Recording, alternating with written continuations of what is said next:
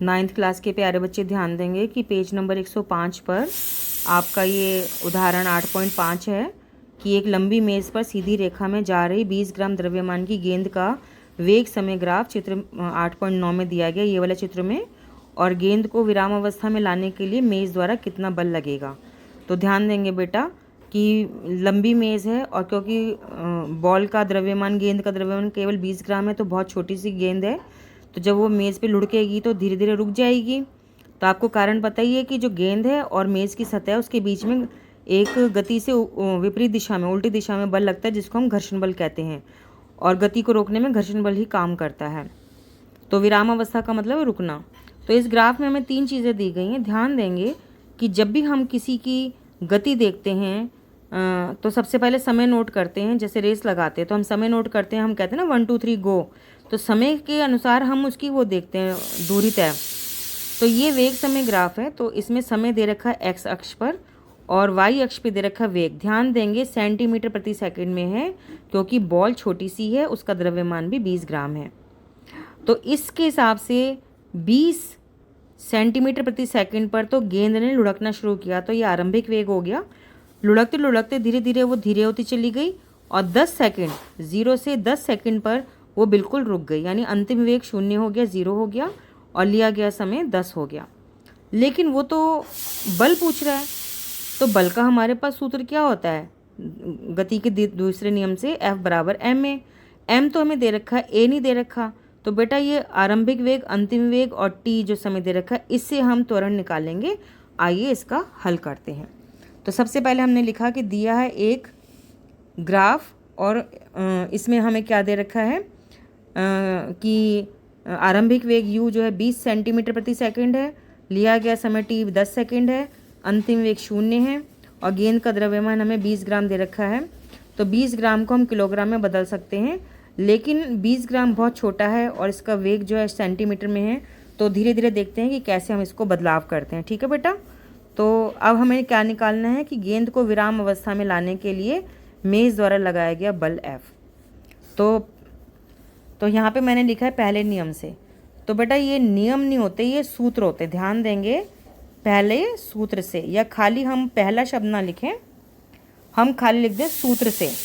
तो सूत्र है v बराबर u प्लस AT। मैंने ये क्यों लिया, क्योंकि ग्राफ में हमको ये v दे रखा है, अंतिम वेग u आरंभिक वेग और t दे रखा है।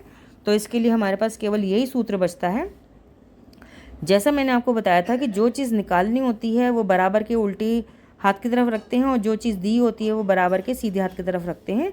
तो मैंने इस फॉर्मूले को अपने हिसाब से घुमा लिया कि u प्लस AT बराबर v। अब एक चीज़ और ध्यान देंगे कि ये जो u है ये 4 लग रहा है। तो जब आप जल्दी जल्दी में सवाल करते हैं तो इस u को, जो आपने जल्दी जल्दी में ऐसे लिखा है, इसको आप 4 ही पढ़ लेते हैं। तो बेटा इसको ना घुंडी घुमा देंगे, थोड़ी सी u लगना चाहिए, ये जैसे u लगना चाहिए।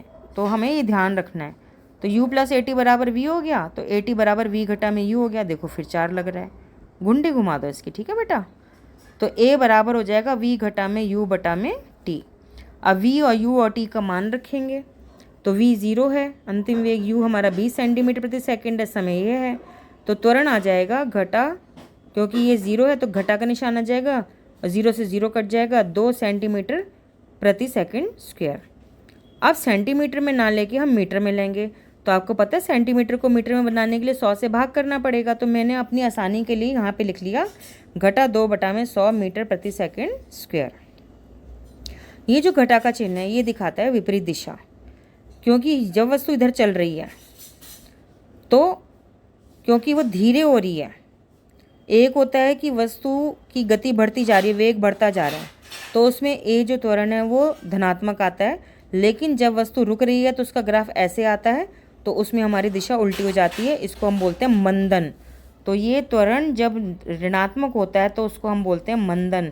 तो आप कॉपी में पढ़िएगा, मैंने इसका प्रश्न भी बना के आपको भेजा हुआ है। अब हमारे पास है गति के दूसरे नियम से F बराबर ma है। तो m का मान रखेंगे, यहाँ से हम रखेंगे ना 20 बटा 1000 किलोग्राम, क्योंकि बल न्यूटन में आएगा इसलिए सारे मात्रक SI मात्रक होने चाहिए। तो द्रव्यमान 20 बटा 1000 किलोग्राम गुणा में a हमने निकाला था अभी मीटर प्रति सेकंड स्क्वायर में घटा 2, क्योंकि घटा का चिन्ह है पहले हम ब्रैकेट में रखेंगे।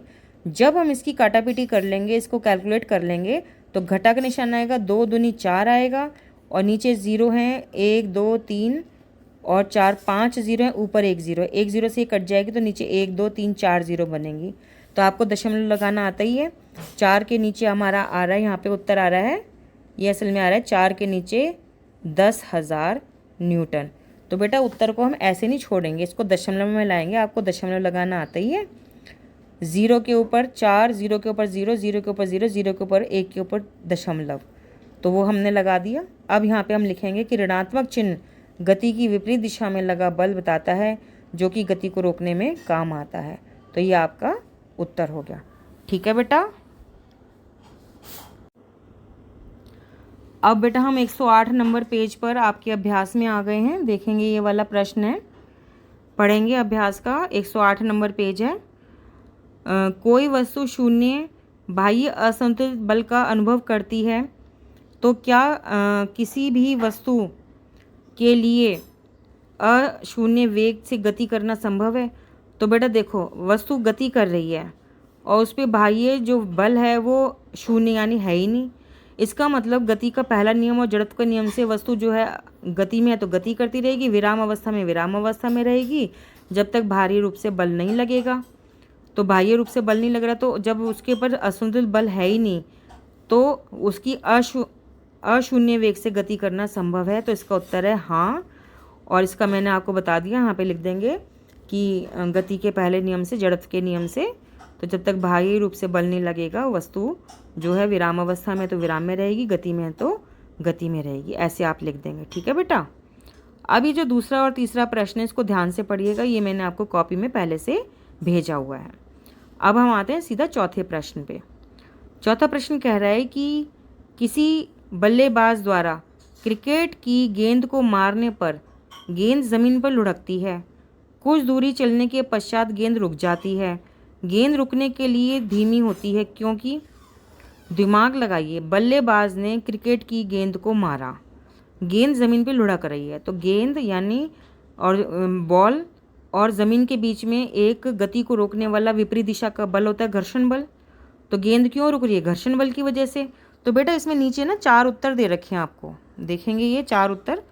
तो इसमें जो सबसे सही उत्तर है उसको पढ़ेंगे। तो गेंद रुकने का केवल एक कारण होता है, सी वाला, गेंद पर गति की दिशा के विपरीत एक बल कार्य कर रहा है। तो इसका उत्तर है सी सही है।